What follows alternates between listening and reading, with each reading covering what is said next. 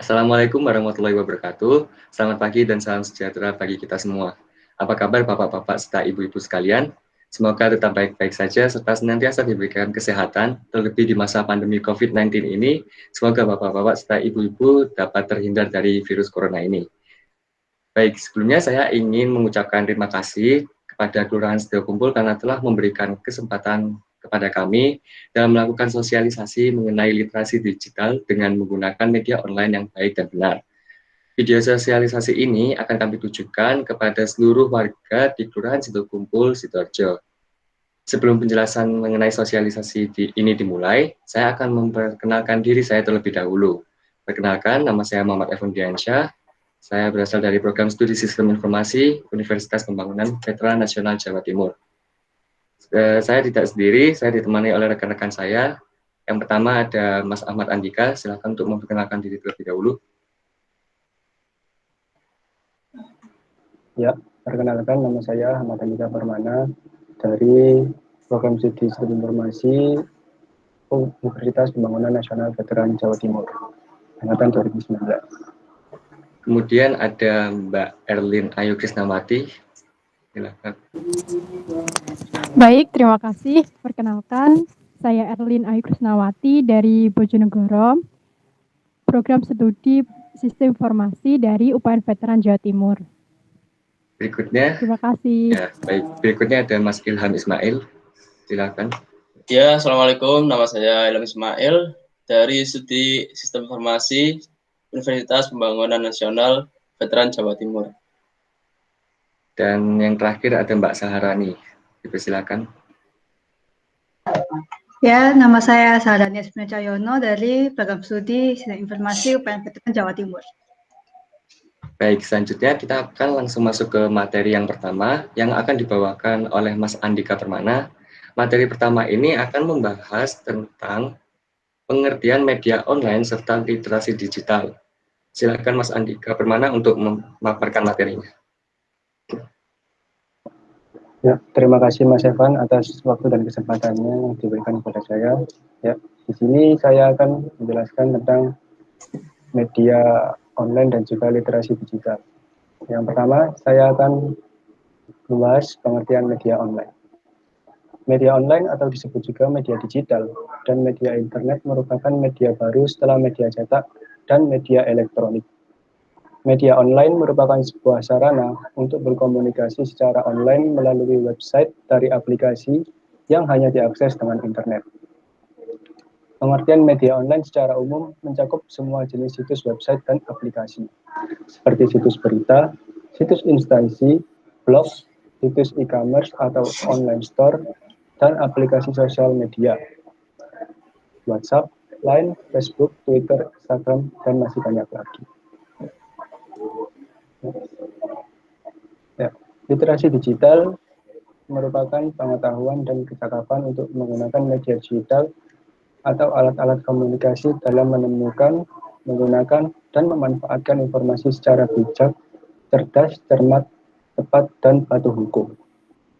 Literasi digital juga merupakan kemampuan dalam menggunakan teknologi informasi dan komunikasi untuk mengkomunikasikan konten atau informasi dengan kecakapan kognitif dan teknikal. Sehingga dari kedua pengertian tersebut dapat disimpulkan bahwa literasi digital merupakan keterampilan teknis dalam mengakses, merangkai, memahami, serta menyebarluaskan informasi dengan bijak dan tepat. Kelebihan dan kekurangan media online. Kelebihannya yang pertama, cara kerja penyebaran informasinya cepat. Yang kedua, informasi atau data lama bisa dibuka kembali dengan gampang kapanpun. Yang ketiga, bentuk konten yang disajikan sangat bermacam-macam, yaitu teks, foto, audio, dan video. Yang keempat, dapat diakses dengan mudah di mana saja dan kapan saja, serta penggunaannya praktis dan fleksibel.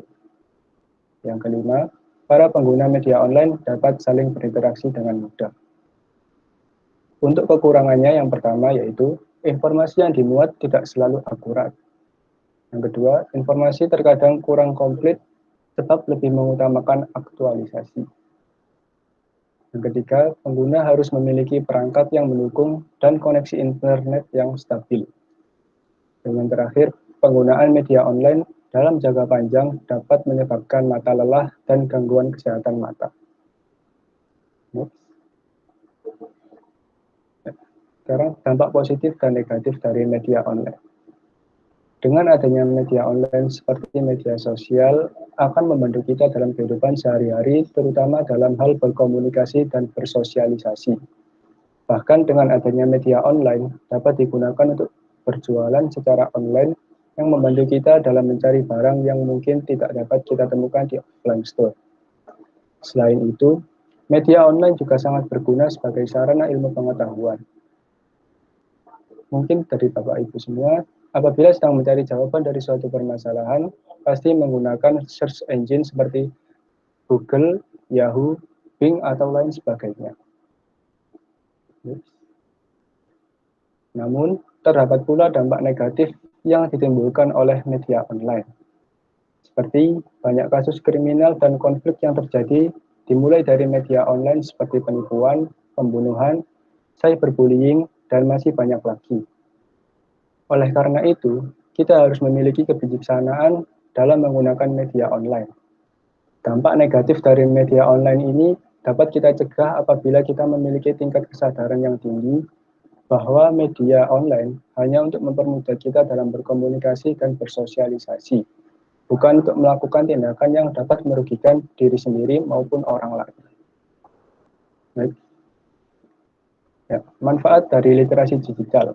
Yang pertama, memperoleh informasi dengan cepat. Ya. Dengan kita menggunakan internet dan juga teknologi, kita dapat memperoleh informasi dengan lebih cepat ketimbang kita menggunakan cara-cara tradisional seperti mencari melalui buku. Yang kedua, belajar lebih cepat dapat dilihat seperti belajar bahasa asing. Ya, jika kita sedang mencari arti dari sebuah kata, kita akan lebih cepat mendapatkan artinya dengan mencari di internet maupun dengan bantuan aplikasi ketimbang kita mencari di media-media cetak. Yang ketiga, menghemat uang. Ya, informasi yang ada di internet membuat kita dapat mendapatkannya secara gratis.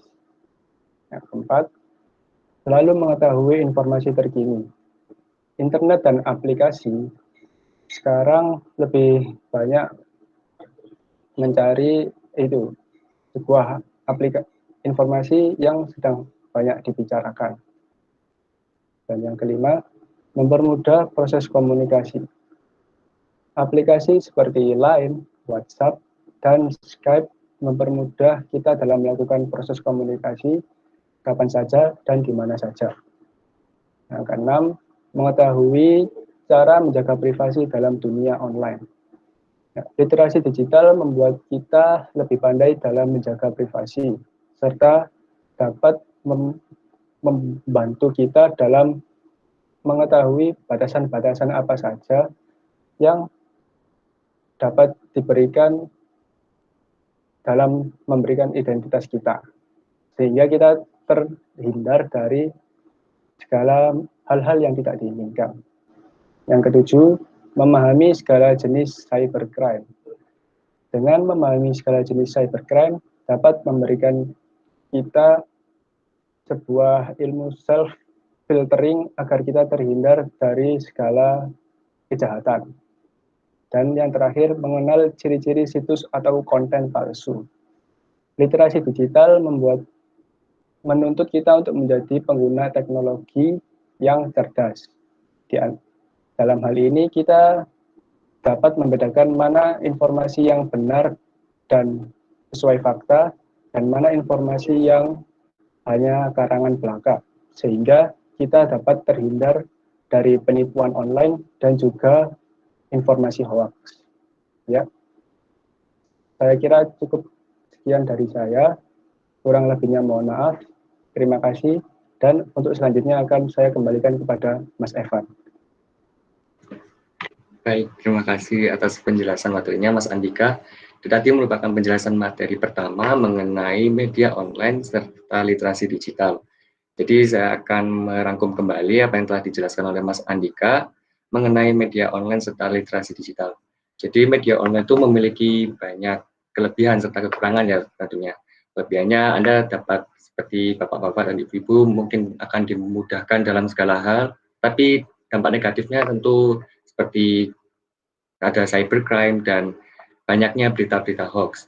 Jadi untuk menanggulangi tersebut, maka diperlukan sebuah literasi digital. Seperti pengertian tadi, literasi digital merupakan keterampilan teknis dalam mengakses, merangkai, serta memahami informasi dengan bijak dan tepat. Jadi pengetahuan tentang literasi digital tersebut sangatlah penting dalam era ini. Selanjutnya kita akan masuk ke materi berikutnya, yaitu materi yang kedua yang akan dibawakan oleh Mbak Erlin Ayu Krisnawati. Materi kedua ini akan membahas tentang memilih serta menghindari berita atau informasi hoax. Silahkan Mbak Erlin untuk memaparkan materinya. Baik, terima kasih atas waktu dan kesempatannya. Nah, materi selanjutnya adalah memilih serta menghindari berita atau informasi hoax. Next. Nah, apa sih pengertian hoax itu? Hoax merupakan sebuah informasi yang tidak benar atau tidak memiliki sumber namun dibuat seolah-olah benar adanya dengan cara menipu atau mengakali orang lain untuk mempercayainya. Masyarakat memiliki peran penting dalam menangkal berita hoax yang semakin merajalela, karena masyarakat merupakan sasaran utama berita hoax itu sendiri. Masyarakat masih memiliki kekurangan pada pemahaman tentang literasi menggunakan teknologi informasi itu sendiri. Sehingga masyarakat kebanyakan masih belum atau tidak dapat membedakan mana berita yang sebenarnya dan mana berita yang palsu atau hoax. Next. Nah, jenis-jenis hoax itu yang pertama ada fake news, yaitu berita bohong adalah berita yang berisi informasi tidak benar yang bertujuan menyudutkan pihak tertentu. Yang kedua ada clickbait, yaitu sebuah tautan jebakan yang berisi informasi tidak akurat atau bisa juga sesuai fakta namun judulnya dibuat berlebihan atau provokatif. Next.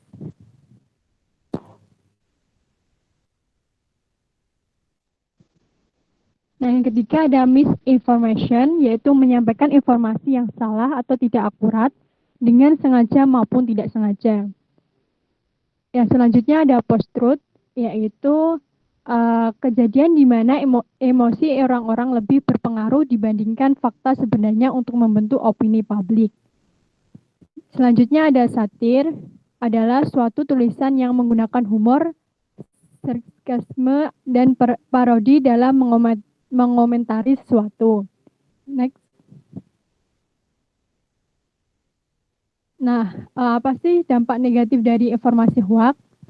Berita hoax yang tersebar dapat mengkhawatirkan berbagai kalangan sehingga akan menyebabkan keresahan di masyarakat. Berita hoax sangat berdampak negatif pada masyarakat dan sangat merugikan. Salah satunya adalah dengan berita hoax menyebabkan terpecahnya rasa persatuan dan kesatuan masyarakat, seperti munculnya rasa kebencian dengan orang lain atau bahkan menyakiti fisik orang lain. Next. Cara mencegah serta menghindari informasi hoax. Salah satu cara yang tepat bagi masyarakat agar terhindar dari berita hoax adalah dengan menjalankan literasi media. Nah, menurut Bapak atau Ibu, apa sih literasi media itu? Menurut Potter 2008 menyatakan bahwa literasi media adalah seperangkat perspektif yang kita gunakan secara aktif saat mengakses media massa untuk menginterpretasikan pesan yang kita hadapi. Literasi media merupakan skill untuk menilai makna dalam setiap jenis pesan dan menyampaikan makna tersebut sehingga berguna dan bermanfaat untuk orang lain. Nah, ini ada langkah-langkah dalam menghindari serta antisipasi terhadap informasi hoax yang bisa Bapak atau Ibu gunakan dalam menggunakan sosial media. Nah, yang pertama, budayakan berinternet yang beretika baik dan juga sehat, yaitu dengan memanfaatkan media untuk mengasah kemampuan kegiatan-kegiatan Bapak atau Ibu dengan kegiatan positifnya. Nah, yang kedua, memanfaatkan media teknologi informasi sebagai wadah untuk mengasah kemampuan diri. Nah, yang ketiga, menjadi penggerak dalam menyaring informasi dengan cara yang bijak, seperti dengan membaca dengan teliti berita yang ada dalam mencari tahu sumber berita yang diperoleh. Nah, yang ketiga, waspada dalam judul berita yang keempat, waspada dengan judul berita yang provokatif. Yang kelima, periksa faktanya, periksa sumbernya, apakah dari institusi resmi atau tidak. Nah, yang keenam, telusuri alamat situs. Next. Nah, sekian dari saya kembalikan ke Mas Evan, silahkan. Baik, terima kasih atas penjelasannya dari Mbak Erlin. Itu tadi merupakan penjelasan materi kedua mengenai informasi hoax serta cara mencegah atau memilah berita atau informasi hoax. Jadi saya akan mengulas kembali dari penjelasan tadi. Banyak sekali ya jenis-jenis dari informasi atau berita hoax. Tentunya akan meresahkan bagi bapak-bapak serta ibu-ibu sekalian. Dan tentunya pastinya bapak-bapak serta ibu-ibu sekalian terkadang masih bingung bagaimana cara membedakan informasi yang benar maupun yang hoax. Jadi di sini ada beberapa cara dalam mencegah agar bapak-bapak serta ibu-ibu sekalian dalam menghindari berita hoax atau informasi hoax seperti yang pertama, menyaring informasi terlebih dahulu dengan bijak. Lalu kedua, telusuri atau cek kembali mengenai situs yang didapat. Jadi jangan sesekali langsung menyebarkan berita tersebut tanpa mengecek kembali. Dan yang terakhir, waspada dengan judul berita yang provokatif. Jadi itu saja yang dapat saya sampaikan. Kemudian materi yang ketiga, materi mengenai peran orang tua dalam mencegah anak-anak mengakses situs pornografi yang akan dibawakan oleh Mas Ilham. Silakan untuk Mas Ilham memaparkan materinya. Ya, terima kasih Mas Evan. Berikutnya, saya Ilham Ismail akan menjelaskan mengenai peran orang tua dalam mencegah anak-anak mengakses situs pornografi. Yang pertama, apa itu pornografi? Pornografi merupakan sketsa, ilustrasi, foto, tulisan, suara, bunyi, animasi, kartun, percakapan, gerak tubuh, atau bentuk pesan lain melalui berbagai bentuk media komunikasi dan atau pertunjukan di muka umum yang memuat kecabulan atau eksploitasi seksual yang melanggar norma kesusilaan. Ini diambil bersumber pada Undang-Undang Nomor 44 Tahun 2008 tentang pornografi. Menurut KBBI sendiri, pornografi adalah penggambaran tingkah laku secara erotis dengan lukisan atau tulisan untuk membangkitkan nafsu birahi atau bahan bacaan yang dengan sengaja dan semata-mata dirancang untuk membangkitkan nafsu birahi seseorang. Pada era digital sekarang ini bisa membuat pornografi dengan mudah sekali berada dalam genggaman tangan seperti smartphone dan komputer dengan koneksi internet. Hal ini patut menjadi perhatian atau keprihatinan sebagai para orang tua. Sebelumnya, kita akan melihat pada diagram lingkaran yang yaitu survei yang dilakukan oleh Kemenkes mengenai tempat anak mengakses konten porno pada tahun 2017. Di sini terlihat bahwa sebanyak 28% anak mengetahui pornografi dari internet dan 17%-nya dari media sosial. Untuk itu, peran orang tua di sini dinilai sangat dibutuhkan untuk mencegah terjadinya pornografi dan porno aksi di kalangan anak dan remaja. Salah satu caranya dengan meningkatkan pengawasan kepada si pemerhati. Selain itu, literasi digital juga perlu ditingkatkan baik orang tua maupun anak. Kedua belah pihak harus memiliki wawasan yang luas dan kewaspadaan yang lebih terhadap konten pornografi yang tersebar di internet. Berikutnya, dampak negatif serta bahaya dari konten pornografi, yaitu yang pertama, terjerumus ke dalam kemaksiatan seksual. Dan yang kedua, bahaya terhadap kesehatan seseorang yang mengakses konten pornografi. Yang ketiga, yaitu bahaya terhadap psikologis anak. Yang keempat, terperangkap dalam penjara ketagihan yang merusak. Yang kelima yaitu terhempas dalam pergaulan bebas atau free sex. Berikutnya yaitu tanda-tanda anak kecanduan konten pornografi. Yang pertama, sulit bersosialisasi dengan baik dengan keluarga maupun dengan teman-teman di lingkungannya. Yang kedua, sering tampak gugup apabila ada yang mengajaknya berkomunikasi. Yang ketiga, suka menyendiri, terutama di kamarnya. Yang keempat, melupakan kebiasaan baiknya. Yang kelima, berbicara tidak melihat mata lawan bicara. Yang keenam, prestasi di sekolah menurun akibat malas dan enggan belajar. Yang ketujuh, mudah marah dan tersinggung. Yang kedelapan, suka berbicara jorok atau berkata kotor. Yang kesembilan, berperilaku jorok.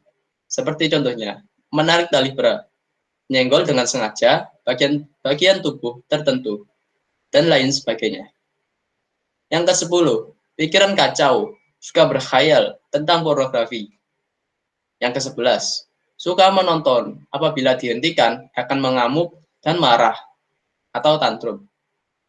Yang ke-12, cemas dan takut rahasianya akan terbongkar.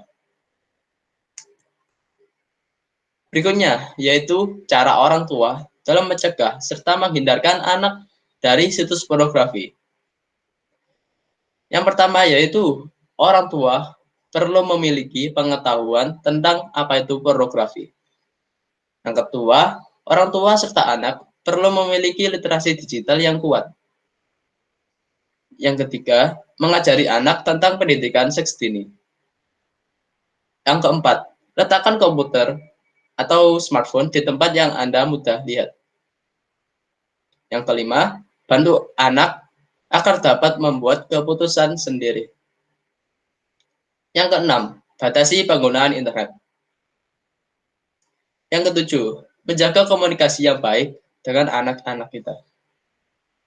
Yang kedelapan, memasang software filter anti pornografi. Yang kesembilan, mencegah penyalahgunaan gadget. Baiklah, tadi sekian dari saya. Saya kembalikan ke Mas Evan. Baik, terima kasih atas penjelasannya dari Mas Ilham Ismail. Jadi di sini saya akan mengulas kembali dari penjelasan yang telah dijelaskan oleh Mas Ismail. Seperti yang dijelaskan tadi bahwa konten pornografi itu dapat dengan mudah ditelusuri oleh anak, seperti dengan menggunakan media sosial dan media online lainnya. Anak akan dengan mudah menemukan konten seperti itu. Sehingga peran orang tua sangat diperlukan, seperti waspada dengan konten pornografi dengan meningkatkan pengawasan terhadap anak. Dan selain itu, peran orang tua serta anak perlu meningkatkan literasi digital agar dapat memahami serta menambah wawasan tentang bahaya pornografi. Selain itu, orang tua, bapak-bapak serta ibu-ibu sekalian juga perlu memiliki pengetahuan tentang pornografi dan mengajarkan tentang pendidikan seks dini. Jadi bapak-bapak serta ibu-ibu sekalian jangan tidak perlu malu dalam mengajarkan tentang pendidikan seks dini karena akan berpengaruh dan sangat bermanfaat bagi anak-anak Anda agar terhindar dari konten pornografi dan lain sebagainya. Oke, baik, materi berikutnya akan dibawakan oleh Mbak Saharani Asbriana Cahyono mengenai etika dalam menggunakan media sosial yang baik dan benar. Silakan Mbak Saharani untuk memaparkan materinya. Ya, terima kasih Mas Evan. Di sini saya akan membahas tentang etika dalam menggunakan media sosial yang baik dan benar. Ayo, next. Nah, jadi masalah sosial media pada saat ini tuh sosial media sudah menjadi tempat mengungkapkan amarah, kebencian, caci maki, penghinaan, dan cyberbullying. Tidak terbatas pada masalah politik dan sosial, dan juga pada masalah agama dan sara. Media sosial seakan menjadi tempat menumpahkan cerita segala aktivitas, luapan emosi dalam bentuk tulisan atau foto, yang tidak jarang mengesampingkan etika yang ada. Media sosial tidak lagi menjadi media berbagi informasi yang sensasi. Padahal media sosial itu sejatinya dapat menjadi wahana untuk mendudukan proses dialog yang sehat dalam berkomunikasi agar terwujudnya harmonisasi.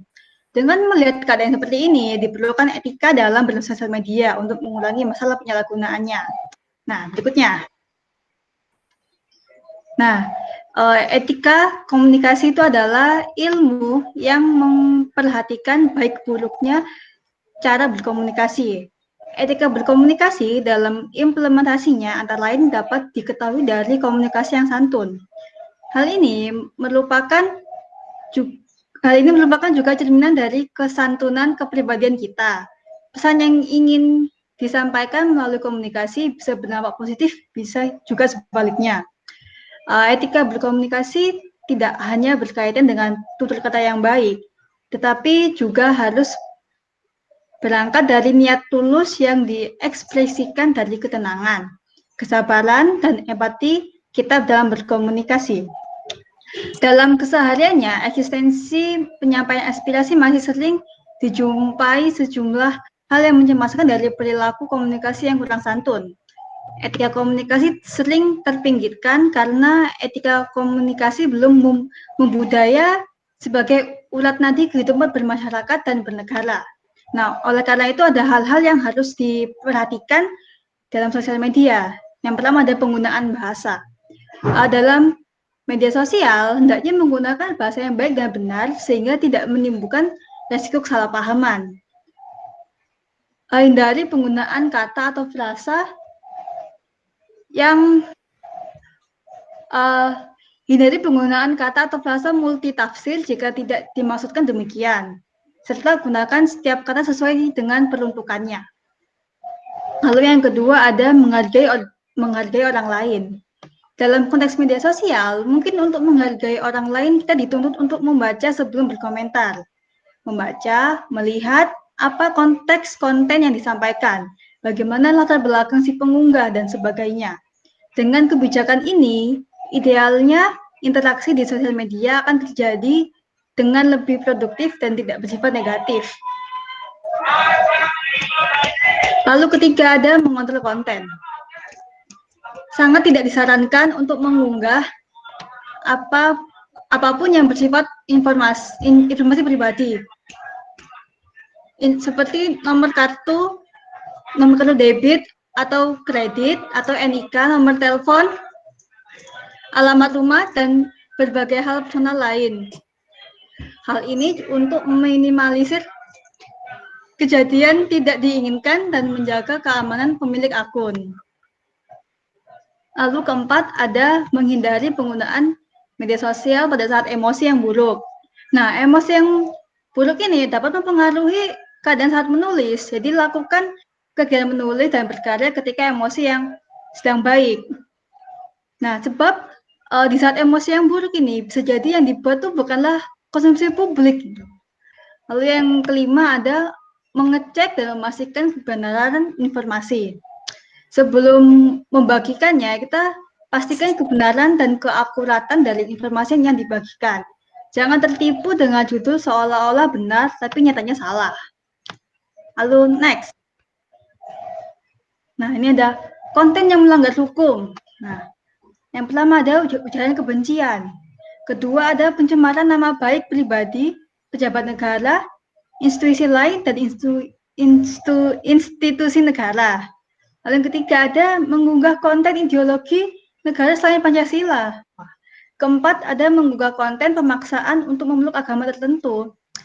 Kelima, membagi konten berupa berita bohong atau hoax. Ini sudah dijelaskan ya hoax tadi. Nah, berikutnya Mas. Nah, ini ada peran keluarga.